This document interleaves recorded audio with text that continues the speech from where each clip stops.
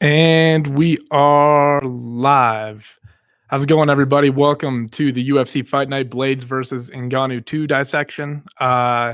Before we jump into anything, we need to talk about the fights that happened last weekend where Neil Magny faced off against Santiago Ponzinibbio in Argentina.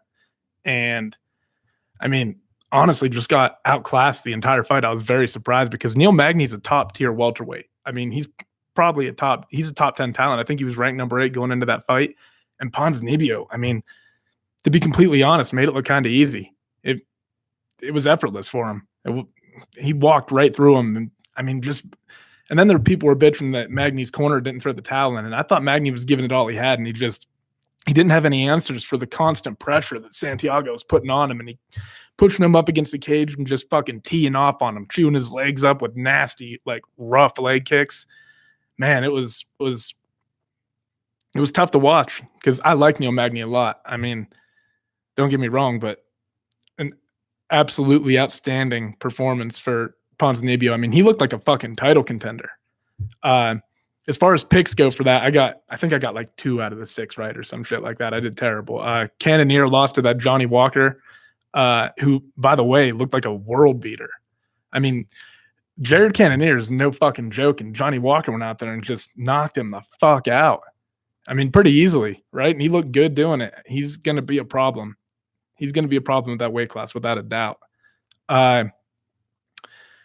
What else happened last? Ricardo Lamas picked up a big win over Darren Elkins. And throughout the first round, I think I kind of hit this one on the head, right? Like, throughout the first round, Darren Elkins was landing some shots. Lamas, I thought, was still getting the better of him, but Elkins was hanging in there, being tough as always, right? And he made it to the third round, and then Lamas was able to get him out of there with a third-round TKO. So, big win for Lamas, especially because I think he was ranked number 12 or some shit like that. And I think that ranking, I said this in the podcast last week, I think that ranking beside his name is so inaccurate. Like, I think he's ranked way higher than that. Ricardo Lamas is a world-class featherweight. No doubt about it. I mean, he's fought some of the best in the division. He's fought Max Holloway, Jose Aldo. I mean, he's seen all the best guys, right? And he's beaten a fair share of the upper echelon of that 145-pound weight class. So, I mean, big win for him, though, to get back on track. What else do we got? Oh, how could I forget? Chuck Liddell and Tito Ortiz are fighting for the third time about, fucking 10 years later? When was the last time they fought? Like, I want to say it was 06, like 2006. It might be 07. It might be later than that. I can't fucking remember. But Chuck's beat him twice already. They're going to have a rematch under Golden Boy Promotions, which is, I believe, run by Oscar De La Hoya. And, I mean, I don't know what you do in a situation like this, because I think that people should be able to do whatever the fuck they want to do, right? Like, if Chuck Liddell and Tito Ortiz want to fight and they're going to sell a bunch of pay-per-views doing it, let them fight. I mean, but if at the same time, you do care about the fighters, right? And those are 2 guys who are already legends, who don't really have a whole lot left to prove, right? They're past their prime. They're not going to be fighting world-class guys and defeating them, most likely, right? I mean, maybe they could, but if you can pump them full of some fucking whatever Vitor was taking when he was tearing through guys like Luke Rockhold. But, I mean, realistically, they're past their fighting primes for sure. Chuck Liddell has already won this matchup twice, and I think the reason that it's interesting is because they're older, and Chuck Liddell's been out of the game for so long, and Tito Ortiz has been active, more so than Chuck has, right? So, I mean, fuck, I don't know. I guess if I had to pick one, and I don't think this fight should be happening. I think, as far as if you're protecting the fighters, if you're a commission, I don't know how you can sanction this. I mean, Liddell hasn't fought, like I said, in how many years? He suffered a string of knockouts towards the end of his career, and Ortiz has been pretty active and at least staying competitive. So, if I had to put my money on someone, I'd be putting it on Tito Ortiz. I think his wrestling and just the fact that he's been doing it a little bit more, he's been involved in the game. Not that Chuck, I don't know what the fuck Chuck does with his free time. You know what I mean? But Tito Ortiz has been actively competing in MMA. Like, I'll look it up. When's the last time fucking Tito Ortiz had a fight? I feel like it wasn't that long ago. Did he just fight Shamrock or something like that? I'll find out. Wikipedia knows fucking everything. Chael Sonnen. He just tapped out Chael last year in January. So, I mean, who fucking fought Ken Shamrock? I can't fucking remember who it was. Some fight in Bellator. Anyway, and then Floyd Mayweather apparently. So they had a bout scheduled. It was supposed to be an exhibition match or whatever against this Tension kid over in. They were going to have it in Ryzen, and then apparently things fell apart, and now apparently they were able to put it all back together. And Mayweather is going to be facing off against this Tension kid who's a kickboxing phenom, and just transitioned over into MMA recently. Has been pretty successful, and from what I understand, it's just a boxing match, and it's not going to count on Floyd's record if he were to lose. I think Floyd has a pretty big size advantage going into this fight, and I think the fact that it's boxing is going to play into his hands. I don't know if they're wearing smaller gloves. I don't know if they're going to decide to wear MMA gloves, but have it just be a pure boxing match. I don't know. But you had to know going into this fucking thing that Floyd wasn't going to take anything where he was going to get kicked. I mean, he's never had to deal with that in his entire career, right? So you're not going to go up against this phenom and let him fucking kick you in the leg, even the legs, right? If you even introduce leg kicks, the dynamic of the fight completely changes. So yeah, I think it's a boxing match, and if Floyd loses, which I don't think he will, if it's just going to be boxing, even with smaller gloves, it won't count on his record, even if he does lose, which is kind of fucking weird, right? Because he's a professional boxer fighting a professional kickboxer, and they're just going to like decide that it's an exhibition fight doesn't count. But if Floyd were to lose, I mean, we still know he lost, right? It just won't be on it just won't taint his perfect record, which, what the fuck ever. I mean, a loss is a loss, right? I mean, I don't know. I think if you're going to fight, you should just, if you're going to go over there and you're going to take your chances of fighting this kid. And first off, I think that if you're going to do that and you're going into Ryzen, which is an MMA organization, you should have to at least give the guy that you're going to be fighting, this Tension guy, you should give him something, right? Let him do something, because you're going in there with what you're best at. Why don't you give him something that he's at least good at? I mean, like, if it's a straight up kickboxing fight, Floyd's going to get his ass kicked. But if you just allow like leg kicks or the clinch or like strikes from the clinch, elbows, anything like that, it's going to massively, I think you introduce any one of those dynamics and it's probably going to massively sway the odds into Tension's favor. I mean, like I said, Floyd's just never had to deal with kicks before. And I think he's going to get hit by one and go, what the fuck was that? And be kind of stunned. It's not going to happen. It's probably going to be a boxing match. And to be completely honest, I doubt they'll even wear the little gloves. It'll probably be like 10-ounce gloves or some shit like that, or 8-ounce gloves. All right, let's move on. Like I said, there's only 4 fights on this card. And to be completely honest with you, I don't even fucking know half of the people. I mean, obviously I know Overeem, Blaydes, and Ngannou, right? But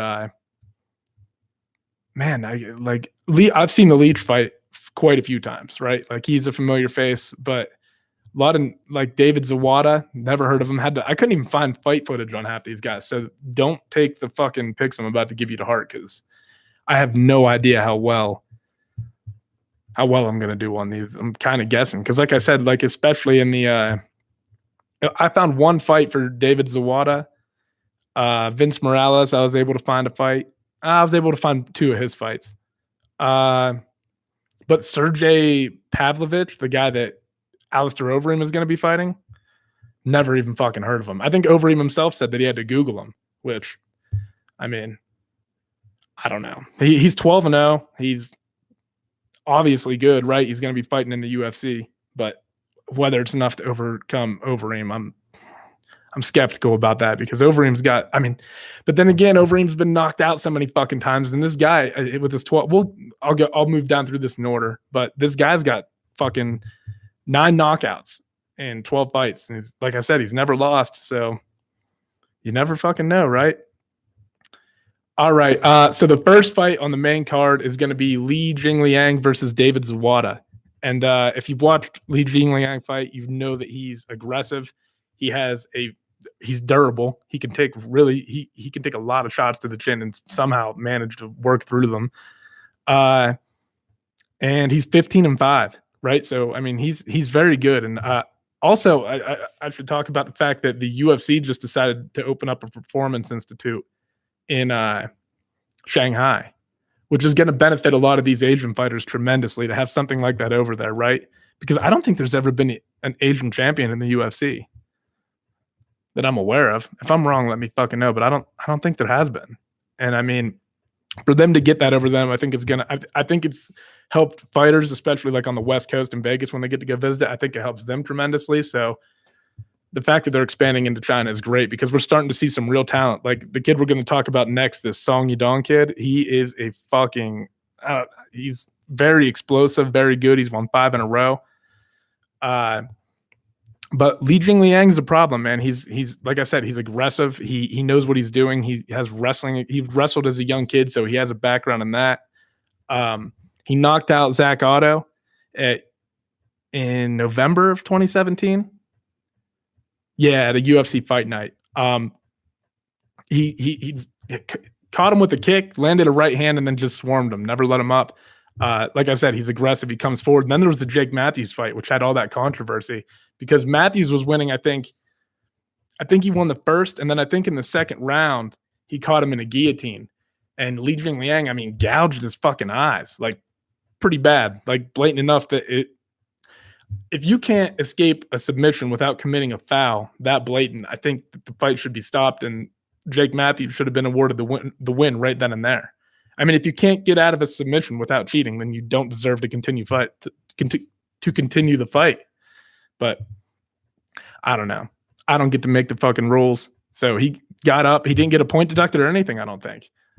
The fight just went on, and he ended up losing the bout via unanimous decision. So I mean, Jake Matthews got justice in the end, but the fight should have been over right there. Should have been a finish on Jake Matthews' record, in my opinion. And but I mean, he still got the fucking win, so no use in bitching about it, right? And then most recently, Li Jingliang has picked up a win over Daichi Aibe. He outpointed him on the feet for basically the entire fight. It was a good fight, entertaining. I think it might have won fight of the night. Don't quote me on that, but it was a good fight. But once again, in that fight, you got to see him hurt and rocked a little bit, and it's a testament to his ability to take punishment. But he's going to be fighting a guy in David Zawada, who, again, I don't know a whole lot about. I just saw his fight against Danny Roberts, which took place back in July, and he was very impressive. I mean, he lost a split decision, but it was a fucking razor close fight. I mean, Danny Roberts is no fucking joke, man. He's 16-3. He's got a lot of UFC experience. I think he's got like 7 or 8 UFC fights. And Zawada was able to go in there and win a couple rounds. Or I think he won the second. Obviously, he didn't win a couple, right, if he fucking lost the split decision. But he had him in trouble at points in the fight. There were a lot of interesting transitions, a lot of back and forth, a lot of scrambles. I mean, David Zawada is no joke, man. I liked what I saw from him. I liked how active he was off his back when he was taken down. He constantly had a sense of urgency. He understood when he was in danger, and he never settled for positions. A lot of times you'll see guys lose fights when they settle, when they think that they can take a break, or there was none of that from him. Constant movement, constant, right? That's what you want to see. You want to see guys who are like, if they're not trying to get back to their feet, they're attacking submissions and setting up these sequences of attacks, or like just you want to see something from them, right? I mean, you don't want to see people just lay there. And, kind of like you saw Ngannou do against Stipe. He didn't really have any idea of how to get back to his feet. And like I said, with a guy like Li Jingliang, who's aggressive, comes forward, does have a wrestling background a little bit. I think he's going to prefer to stand and throw. I think you might see David Zawada try to drag this fight to the ground, though, and I think he might be successful. I've got David Zawada winning this fight. I don't know how. Like I said, I still don't know a ton about the guy. I just like what I saw from the one fight I was able to watch. I think he's going to submit him, though. I mean, based off what I saw, I was impressed. I mean, I don't know, though. Li Jingliang's no fucking joke. It wouldn't surprise me at all if he won. I haven't seen the lines for any of these fights either, so I don't know who's the underdog on any of these. I'm completely taking a stab in the fucking dark, but I'm going with Zawada.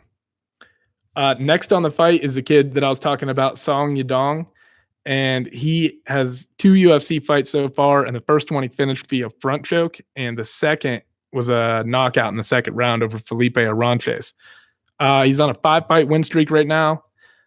Very explosive, exciting. He's fighting in his hometown. The crowd's gonna be behind him. Not his hometown, but his home country. Crowd's gonna be behind him. And he's gonna be fighting I'm reading the wrong one. Sorry. Vince Morales, who's 13-5, most recently picked up a win over Justin Hugo in Bellator. And before that was on the Dana White Contender Series, but missed a shot because he got tapped out in the second round. So back to kind of redeem himself against this Song Yadong kid. And again, this is a fight. I don't know a whole lot about either guy, right? I feel like based off what I've seen and the fact that Song Yadong has found success in the UFC, I'm going to ride with him. Like I said, he's on a 5-fight win streak. He's explosive. His timing is really, really good. He's really crisp with the strikes, gets in and out quickly, covers space well.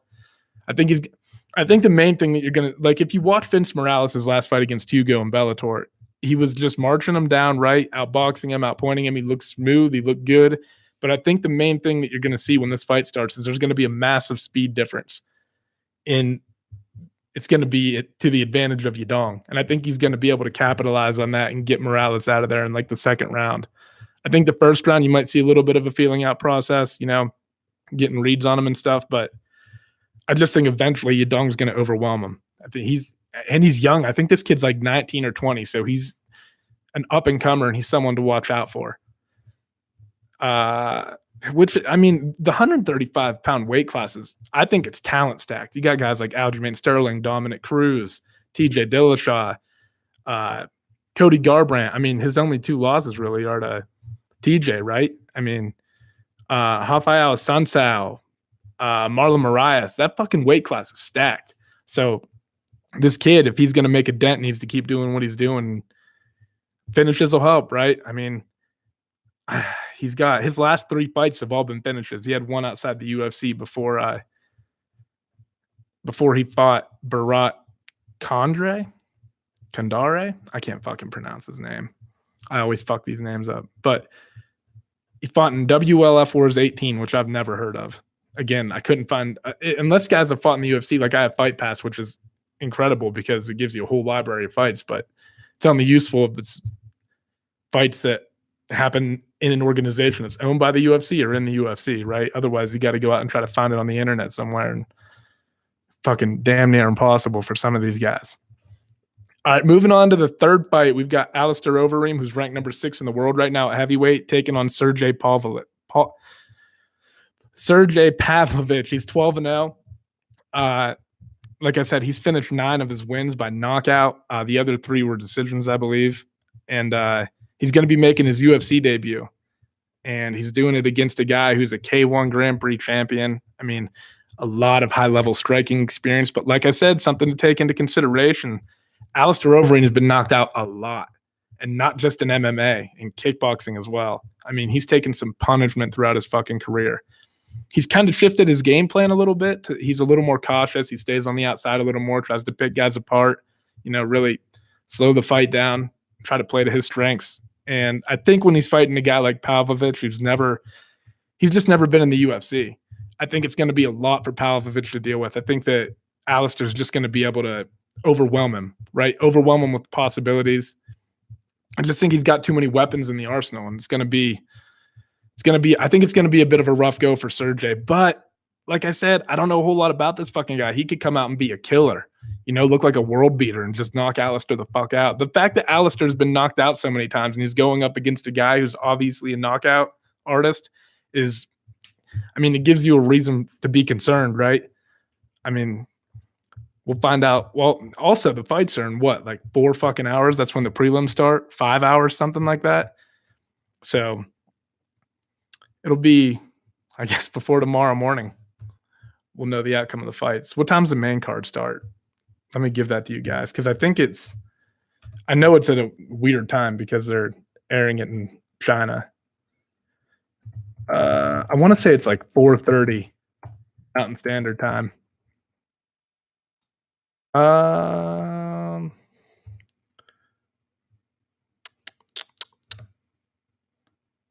Yeah, 4:30 a.m. Mountain Standard Time, which is obviously 3:30 on the West Coast. All right, finally, the main event. Curtis Blaydes is going to be taking on Francis Ngannou. And Curtis Blaydes' last 3 fights, he's beaten Alistair Overeem, Mark Hunt, and Alexei Oleinik. And for Ngannou, his last 2 fights were against Derek Lewis and Stipe. And after that Stipe fight, he got not kind of dominated. I mean, for the most part, he got dominated, right? He had a few successful shots that he landed, and you could obviously tell that he was still packing power in the things that he was throwing, but Stipe just completely smothered him, and Ngannou didn't really have an answer to the wrestling from Stipe. And then when he goes on to fight Derek Lewis next, you saw someone who was very timid. He seemed like he was afraid of consequences. He seemed confused, right? Like he didn't know if you could tell that he was constantly concerned about what the repercussions of each of his actions were going to be. So this is a big fight for him, going back against a guy that he's already beaten to try to regain his confidence. Because if you looked before Ngannou fought Stipe, I mean, he was knocking guys the fuck out. I mean, he knocked Alistair Overeem's head. I mean, he knocked it snapped back. Like, I don't think I've ever seen a knockout so violent. And then brutally knocked out Andrei Arlovsky. I mean, he's a killer.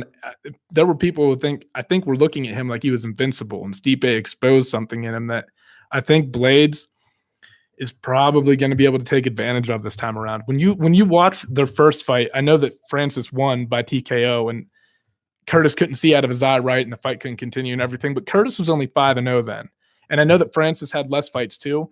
But I think that Curtis Blaydes' evolution has been much more drastic. Like you can tell that he's improved on at a more accelerated pace than Francis Ngannou has, in my opinion. I mean, I know Ngannou's been knocking dudes dead, but Blaydes his footwork, his management of distance, his timing on his takedowns, his ability to land shots and get into exchanges and come out on the better end of them. I mean, he's looked fucking brilliant lately. He looks like a title contender. Like I said, knocked out Alexei Oleinik in that weird fight where he kicked him in the ear, and then Oleinik couldn't continue. He was probably rocked from all the damage he took before that, because Blaydes almost got him out of there at the end of the first round. Then, like I said, he beat Mark Hunt and Overeem most recently, who I think they train together now in Denver at Team Elevation. So he's also got, he's got this. I think he was bouncing around at gyms in Chicago earlier in his career, and since he's made the move out to Denver and started training with these high-level guys and getting guys that he can, draw on knowledge from, like Alistair Overeem. I mean, he's made massive improvements, and I don't know, man. I just don't think – I think that he's obviously got to be very cautious of Ngannou's power, because Ngannou can knock you out at any given point in the fight. First, second, or third round. You saw that in the Stipe fight. Like I said, he still carried a lot of power in his hands, but I think that Blaydes' movement, like I said, his management of distance, I think will get out of the way a lot of shots. And I think when you watch their first fight, Blaydes had a lot of the takedown stuff because he wasn't setting them up well. He was lunging with some of his punches and getting countered. I think you're going to see him go in there, throw his hands. You'll see a little bit of volume out of him. You'll see some leg kicks and stuff, and then you'll see Blaydes really start to time the takedowns and really start to grind the fight out up against the fence and just try to hold Ngannou down. And I think he's going to be successful at it. I think that, I could be completely wrong. Francis could go out there and knock his fucking head off like he's done to so many people before, right? But I just think Blaydes is going to be a little bit too much for him to handle. I think Blaydes is, if he takes Ngannou down in this fight, he's like on the verge of breaking the takedown record in the heavyweight division. He's like he's right on the heels of Cain Velasquez. So, and he's 10-1. Curtis Blaydes still has a lot of room to grow. So does Ngannou. It's just, this is a bigger fight probably for Ngannou than it is for Blaydes, because to suffer 3 losses in a row, especially ones where, like, when you're getting out wrestled and a guy's just laying there weighing on you and beating the fuck out of you, those are discouraging losses, right? Because it's hard to deal with that. Like, Francis' specialty is obviously standing up and punching. He wants to engage, right? He wants to throw his hands. So when the thing that is going to make you successful has been completely ripped away from you and you lose that way, it's exhausting, right? Like, just having, I don't know if you guys have ever practiced any sort of like grappling or anything, but having someone lay on you and just like put all their weight into you and constantly just, you can't get up. a disheartening feeling. So to go through, I mean, I know the Derek Lewis fight wasn't like that, but if he experiences again, he's gone through 3 losses in a row. It's going to put him in a weird spot career-wise. Like he's going to have to make some adjustments maybe. And, maybe, I don't know if he's going to have to start looking at a new camp, if he's going to have to, or maybe he just goes out and fucking wins and he has made the necessary improvements, right? And he does defend the takedown. Because if you look at him in clinch battles and stuff, he's very powerful. He has a firm understanding of what's going on in the clinch, it seems like. But when he goes to the ground, something's just lost on him a little bit. And I don't know. Maybe he'll overcome it, but I'm leaning towards Blaydes pretty heavily on this one, to be honest. All right, I'll give you guys predictions for the fight of the night. I think it's probably going to be Li Jingliang versus David Zawada. I think they're going to both be very active. They're both exciting to watch. They're both aggressive. I think they'll be in some interesting transitions on the ground and stuff like that. And I think it'll probably be the most entertaining fight. I think that Curtis Blaydes versus Ngannou, I highly doubt Blaydes is just going to stand there and throw in front of him. Like, I think you'll see him box him and try to hit him a few times. Like I said, you got to set your takedowns up. And in the first fight against Ngannou, he didn't do that very well. So I think there's going to be an emphasis on that. But he's not going to stand and straight up box him.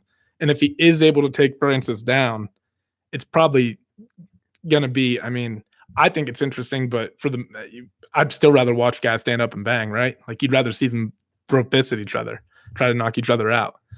But it'll probably be a little bit boring. I think the Jingliang and David Zawada fight has a lot of potential. And possibly Yadong versus Morales too, especially if this Morales kid ends up being tough or just ends up shocking me, and ends up going out there and putting on a performance. I think these two I think they're going to stand up and throw at each other. So I think it's going to be an exciting fight. I just think that it might end a little bit quick. It might end quickly. Yadong is fucking extremely talented. And my for sure finish is probably going to be Curtis Blaydes versus Ngannou. I feel like Blaydes is going to get Ngannou out of there in like the 4th round. I think it'll take a little bit of wearing on him, kind of like the Stipe fight. But I just think that, Blaydes is pressure and everything that he applies. And he just looks phenomenal. I mean, he looks like a title contender. And I think he's going to be able to get Ngannou out of there in like the 4th round. I think Ngannou will survive for a while. And just because of his, size and power. And hopefully he's been putting some emphasis into his ground game, especially working off his back, right, to get back to his feet. But I think Blaydes is going to wear on him, and over time, it's just going to be a little bit too much for Ngannou. But I think that's going to wrap this one up. This was a short one. I'll probably put one out next week to talk about the aftermath of this fight because, like I said, especially in this heavyweight fight, it's going to be interesting to see where these two guys stand because if Ngannou wins, he's not going to get a title shot, right? Not after having 2 losses to Stipe and Derek. But if Blaydes wins, his name has to be thrown into the title mix. I don't know how many he's won in a row right now, but I think his only loss is to Francis. And he should be 11-1. He has 1 no contest that they have on his record because he originally won via KO and then they overturned it because he tested positive for marijuana. Like that's a fucking performance enhancer or some shit. But I think that'll be it. Click the like button if you guys liked it, subscribe or don't. You guys are fucking adults. You can make your own decisions, right? But I appreciate it. Thanks for tuning in, and we will catch you later.